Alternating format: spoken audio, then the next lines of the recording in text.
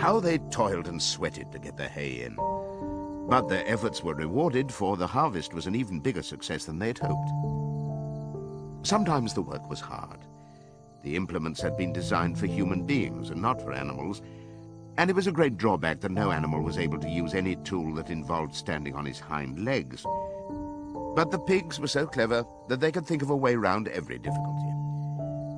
As for the horses, they knew every inch of the field, and in fact understood the business of mowing and raking far better than Jones and his men had ever done. The pigs did not actually work, but directed and supervised the others. With their superior knowledge, it was natural that they should assume the leadership. Boxer and Clover would harness themselves to the cutter or the horse rake. No bits or reins were needed in these days, of course, and tramp steadily round and round the field, with a pig walking behind and calling out, "Gee up, comrade," or "Woe back, comrade," as the case might be. And every animal, down to the humblest, worked at turning the hay and gathering it. Even the ducks and hens toiled to and fro all day in the sun, carrying tiny wisps of hay in their beaks. In the end, they finished the harvest in 2 days less time than it had usually taken Jones and his men. Moreover, it was the biggest harvest that the farm had ever seen. There was no wastage whatever. The hens and ducks, with their sharp eyes, had gathered up the very last stalk. And not an animal on the farm had stolen so much as a mouthful. All through that summer, the work of the farm went like clockwork. The animals were happy as they had never conceived it possible to be. Every mouthful of food was an acute positive pleasure, now that it was truly their own food, produced by themselves and for themselves, not doled out to them by a grudging master. With the worthless parasitical human beings gone, there was more for everyone to eat. There was more leisure, too, inexperienced though the animals were. They met with many difficulties. For instance, later in the year, when they harvested the corn, they had to tread it out in the ancient style and blow away the chaff with their breath, since the farm possessed no threshing machine. But the pigs, with their cleverness, and Boxer, with his tremendous muscles, always pulled them through. Boxer was the admiration of everybody. He had been a hard worker, even in Jones's time, but now he seemed more like 3 horses than 1. There were days when the entire work of the farm seemed to rest upon his mighty shoulders. From morning to night he was pushing and pulling, always at the spot where the work was hardest. He had made an arrangement with one of the cockerels to call him in the mornings half an hour earlier than anyone else, and would put in some volunteer labor at whatever seemed to be most needed before the regular day's work began. His answer to every problem, every setback was, "I will work harder," which he had adopted as his personal motto. But everyone worked according to his capacity. The hens and ducks, for instance, saved 5 bushels of corn at the harvest by gathering up the stray grains. Nobody stole, nobody grumbled over his rations. The quarreling and biting and jealousy, which had been normal features of life in the old days, had almost disappeared. Nobody shirked, or almost nobody. Molly, it was true, was not good at getting up in the mornings, and had a way of leaving work early on the ground that there was a stone in her hoof. And the behavior of the cat was somewhat peculiar. It was soon noticed that when there was work to be done, the cat could never be found. She would vanish for hours on end, and then reappear at meal times, or in the evening after work was over, as though nothing had happened. But she always made such excellent excuses and purred so affectionately that it was impossible not to believe in her good intentions. Old Benjamin the donkey seemed quite unchanged since the rebellion. He did his work in the same slow, obstinate way as he had done it in Jones's time, never shirking and never volunteering for extra work either. About the rebellion and its results, he would express no opinion. When asked whether he was not happier now that Jones was gone, he would say only, "Donkeys live a long time. None of you has ever seen a dead donkey." And the others had to be content with this cryptic answer. On Sundays, there was no work. Breakfast was an hour later than usual, and after breakfast there was a ceremony which was observed every week without fail. First came the hoisting of the flag. Snowball had found in the harness room an old green tablecloth of Mrs. Jones's and had painted on it a hoof and a horn in white. This was run up the flagstaff in the farmhouse garden every Sunday morning. The flag was green, Snowball explained, to represent the green fields of England, while the hoof and horn signified the future republic of the animals which would arise when the human race had been finally overthrown. After the hoisting of the flag, all the animals trooped into the big barn for a general assembly, which was known as the meeting. Here, the work of the coming week was planned out, and resolutions were put forward and debated. It was always the pigs who put forward the resolutions. The other animals understood how to vote, but could never think of any resolutions of their own. Snowball and Napoleon were by far the most active in the debates. But it was noticed that these two were never in agreement. Whatever suggestion either of them made, the other could be counted on to oppose it. Even when it was resolved, a thing no one could object to in itself, to set aside the small paddock behind the orchard as a home of rest for animals who were past work, there was a stormy debate over the correct retiring age for each class of animal. The meeting always ended with the singing of Beasts of England, and the afternoon was given up to recreation.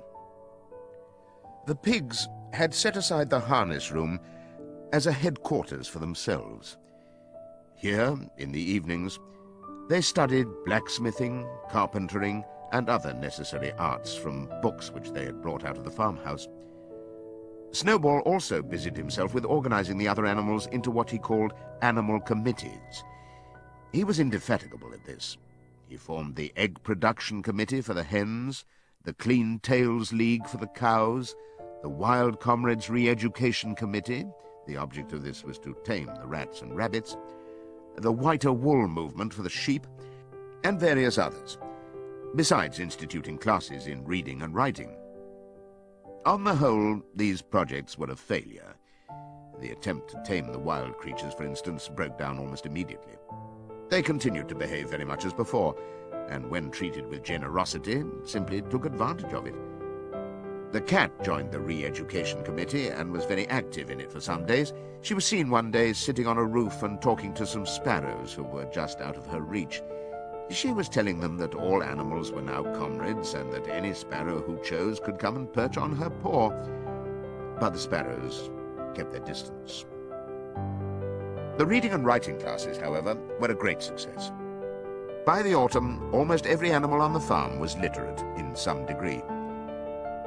As for the pigs, they could already read and write perfectly. The dogs learned to read fairly well, but were not interested in reading anything except the 7 Commandments. Muriel, the goat, could read somewhat better than the dogs, and sometimes used to read to the others in the evenings from scraps of newspaper which she found on the rubbish heap. Benjamin could read as well as any pig, but never exercised his faculty. So far as he knew, he said, there was nothing worth reading. Clover learned the whole alphabet, but could not put words together. Boxer could not get beyond the letter D. He would trace out A, B, C, D in the dust with his great hoof, and then would stand staring at the letters with his ears back, sometimes shaking his forelock, trying with all his might to remember what came next, and never succeeding. On several occasions, indeed, he did learn E, F, G, H, but by the time he knew them, it was always discovered that he had forgotten A, B, C, and D. Finally, he decided to be content with the first 4 letters, and used to write them out once or twice every day to refresh his memory. Molly refused to learn any but the 5 letters which spelt her own name.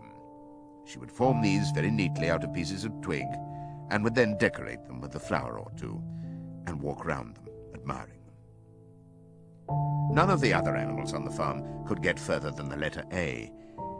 It was also found that the stupider animals, such as the sheep, hens, and ducks, were unable to learn the 7 Commandments by heart. After much thought, Snowball declared that the 7 Commandments could in effect be reduced to a single maxim, namely, 4 legs good, 2 legs bad. This, he said, contained the essential principle of animalism. whoever had thoroughly grasped it would be safe from human influences. The birds at first objected, since it seemed to them that they also had 2 legs, but Snowball proved to them that this was not so. "A bird's wing, comrades," he said, "is an organ of propulsion and not of manipulation. It should therefore be regarded as a leg. The distinguishing mark of man is the hand, the instrument with which he does all his mischief." The birds did not understand Snowball's long words, but they accepted his explanation, and all the humbler animals set to work to learn the new maxim by heart. 4 legs good, 2 legs bad, was inscribed on the end wall of the barn, above the 7 commandments, and in bigger letters. When they had once got it by heart, the sheep developed a great liking for this maxim, and often as they lay in the field, they would all start bleating, "4 legs good, 2 legs bad, 4 legs good, 2 legs bad," and keep it up for hours on end, never growing tired of it. Napoleon took no interest in Snowball's committees. He said that the education of the young was more important than anything that could be done for those who were already grown up. It happened that Jessie and Bluebell had both whelped soon after the hay harvest, giving birth between them to 9 sturdy puppies. As soon as they were weaned, Napoleon took them away from their mothers, saying that he would make himself responsible for their education. He took them up into a loft, which could only be reached by a ladder from the harness room, and there kept them in such seclusion that the rest of the farm soon forgot their existence. The mystery of where the milk went to was soon cleared up. It was mixed every day into the pig's mash. The early apples were now ripening, and the grass of the orchard was littered with windfalls. The animals had assumed, as a matter of course, that these would be shared out equally. One day, however, the order went forth that all the windfalls were to be collected and brought to the harness room for the use of the pigs. At this, some of the other animals murmured, but it was no use. All the pigs were in full agreement on this point, even Snowball and Napoleon. Squealer was sent to make the necessary explanations to the others.